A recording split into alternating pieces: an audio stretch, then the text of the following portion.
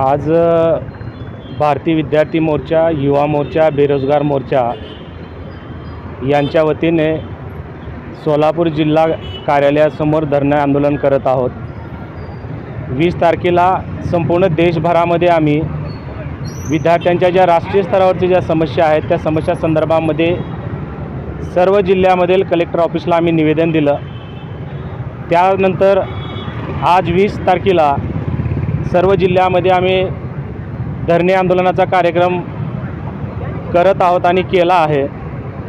त्याच पद्धतीने 22 सप्टेंबरला महाराष्ट्रातील संभाजीनगर जिल्ह्यामध्ये सर्व जिल्ह्यातील विद्यार्थ्यांना घेऊन एक राज्यस्तरीय आक्रोश महारॅली आम्ही काढत आहोत। भारतीय विद्यार्थी मोर्चा, युवा मोर्चा आणि बेरोजगार मोर्चा हे राष्ट्रीय स्तरावरचे संघटन आहे आणि हे विद्यार्थ्यांच्या समस्या संदर्भामध्ये गेली 15 वर्षापासून काम करत आहे। महाराष्ट्रामध्ये जर सांगायचं गेलं तर महाराष्ट्रामध्ये आमचं 22 युनिव्हर्सिटीमध्ये आमचं नेटवर्क आहे। त्यातल्या 12 युनिव्हर्सिटीमध्ये आमचे विद्यार्थी ॲक्टिवली काम करत आहेत। अनेक विद्यार्थ्याच्या समस्यावरती आम्ही आंदोलन केलेले आहे, काम केलेलं आहे। सध्या जे दिल्लीमध्ये जे जंतर मंतरवरती जे आंदोलन झालं त्या आंदोलनामध्ये ज्या विद्यार्थ्यांनी आंदोलन केलं त्यांच्यावर लाठीचार्ज झाला, त्यांच्यावरती गुन्हे दाखल झाले। तर त्यांच्यावरती गुन्हे जे दाखल झाले ते सरकारने तत्पर ते गुन्हे वापस घ्यावेत ही आमची मागणी आहे। आणि नीट पेपर फुटीच्या संदर्भामध्ये जे गुन्हेगार सापडलेले आहेत त्या गुन्हेगारावरती कायदेशीर कारवाई झाली पाहिजे। आंदोलन स्थगित झालं, विद्यार्थी युवा बेरोजगारांचं सरकारविषयी जे आक्रोश आहे तो आक्रोश दाबण्याचं काम करण्यात आलं, ते संपला असं जाहीर करण्यात आलं।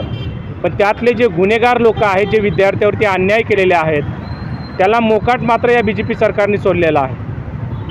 त्याच पद्धतीने महाराष्ट्रामधल्या जे शाळा आहेत ते शाळा सरकार बंद पाडत आहेत। त्या पद्धतीने विद्यार्थ्यांना शिक्षणापासून वंचित करण्याचं काम सरकार हे धोरण आखत आहे। महाराष्ट्रामध्ये जेवढे विद्यापीठ आहेत त्या विद्यापीठामध्ये कॉन्ट्रॅक्ट पद्धतीने जी भरती केलेली आहे आणि सत्ताधारी लोकांचे जे कुलगुरू जे आहेत कुलगुरू त्यांनी बनवलेले आहेत। जेमतेम 12-13 लोक विद्यापीठ चालवत आहेत आणि 12-13 जे लोक विद्यापीठ चालवत आहेत ते BJP सरकारचीच लोक आहेत। एखादी ZP शाळा जर चालवायची असेल 2 मजली तर कमीत कमी 15 शिक्षकाची गरज असते आणि आज जिल्ह्याचं जे ज्ञानपीठ विद्यापीठ जे असतं त्या विद्यापीठामध्ये मात्र 12 लोक चालवत आहेत। याचा अर्थ या सरकारला विद्यार्थ्यासंदर्भामध्ये कुठलेही निर्णय बनवता येत नाहीत, शैक्षणिक धोरणं बनवता येत नाहीत, शिक्षणासाठी बजेट अलोकेट केलं जात नाही आणि हे सर्व जे विद्यार्थी जे आहेत SC ST OBC मधले विद्यार्थी आहेत आणि ह्या विद्यार्थ्यांना शिक्षणापासून वंचित करण्याचं काम केलं जात आहे, नोकऱ्यापासून वंचित करण्याचं काम केलं जात आहे। तर आज युवा वर्ग मोठ्या प्रमाणामध्ये जागृत झालेला आहे आणि आम्ही त्यांना जागृत करण्याचं काम करत आहोत। आणि येणाऱ्या कालखंडामध्ये जे सत्तेमध्ये बसलेले जे भडवे लोक आहेत, दलाल लोक आहेत यांच्या विरोधात आम्ही हा मोर्चा आखलेला आहे आणि हे निरंतर काम चालणार आहे। आज या ठिकाणी बुद्धिस्ट इंटरनॅशनल नेटवर्कच्या वतीनं 1 दिवसाचं धरणे आंदोलन संपन्न झालं।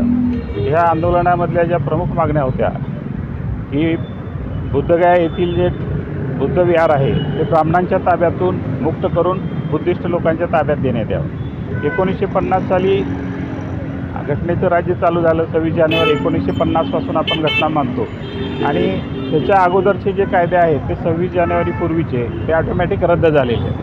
असं असताना देखील 1949 सालचा टेम्पल ॲक्ट ग्राह्य धरून हे विहार जे आहे ते ब्राह्मणांच्या ताब्यात दिलेलं आहे। तर आमची मागणी आहे की तो कायदा जो आहे तो कायदा बदलावा आणि कायदा बदलून एक विहार जे आहे ते बौद्धांच्या ताब्यामध्ये देण्यात यावं।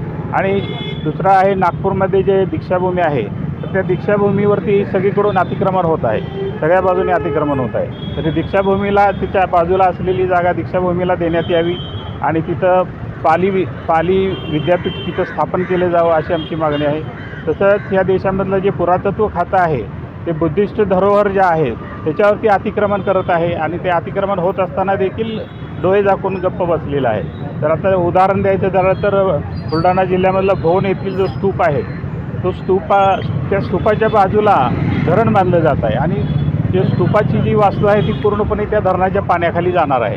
तर हे जाणीवपूर्वक केलं जात आहे. तर हे सरकारचं जे षडयंत्र आहे तर ते षडयंत्र हाणून पाडण्यासाठी आम्ही हा कार्यक्रम आयोजित केला होता. तो हा 4 चरणामध्ये आहे. पहिल्या चरणामध्ये आम्ही 17 तारखेला निवेदन दिलं होतं सगळ्या 565 जिल्ह्यामधल्या सगळ्या जिल्हाधिकाऱ्यांना, 625 जिल्ह्यामधल्या. आणि आता आज सगळीकडे धरणे आंदोलन आहे. 22 सप्टेंबरला सगळीकडे आमची रॅली होणार आहे आणि 19 ऑक्टोबरला नागपूरला मोठा कार्यक्रम आम्ही घेणार आहोत. तर हे सगळं विरोध करण्यासाठी आहे. तर आमचा ह्या सगळ्या गोष्टींच्याद्वारे सरकारला इशारा आहे की त्वरित आमच्या मागण्या मान्य व्हाव्यात, नाहीतर आणखी मोठं आंदोलन यापुढं घेण्यात येईल.